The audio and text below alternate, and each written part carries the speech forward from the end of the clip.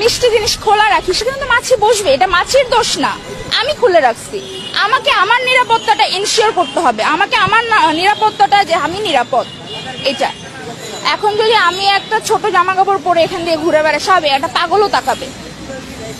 এটা পুরুষের মধ্যে আল্লাহ তাআলা দিয়ে দিচ্ছেন, এরা তারা পারবে না, এটা তারা চোখ নিচে নামায় রাখতে পারবে না, এটা তারা তাকাবে। আমরাও তাকাই, আমরা মেয়ে হয়ে একটা মেয়ের দিকে তাকাই, আল্লাহ ও কি জামা পরছে এটা, আমরা তাকাই। তাহলে পুরুষ তো স্বাভাবিক। আমি মনে করি এখানে নারীর ব্যর্থতা। নারী যদি শালীন হয়, পুরুষরা ধর্ষণ করবে। হ্যাঁ, হুজুরের মেয়েরা কি রেপ হয় না? অবশ্যই হয়। এখন একজন কুকুরের সাথে তো একটা মানুষের তুলনা করলে চলবে না। একজন মানুষ অন্যরকম হবেই। একটা মানুষ খারাপ তাই বলে আমাদের সকল পুরুষ খারাপ এটা ভাবলে তো চলবে না। এখন হচ্ছে যে পৃথিবীর 18 কোটি মানুষের মধ্যে যে সব পুরুষই খারাপ এরকমটা না। আমরা হচ্ছে যারা খারাপ কাজ করে তাদের শাস্তির বিধান দিতে হবে, শাস্তিতে আনতে হবে।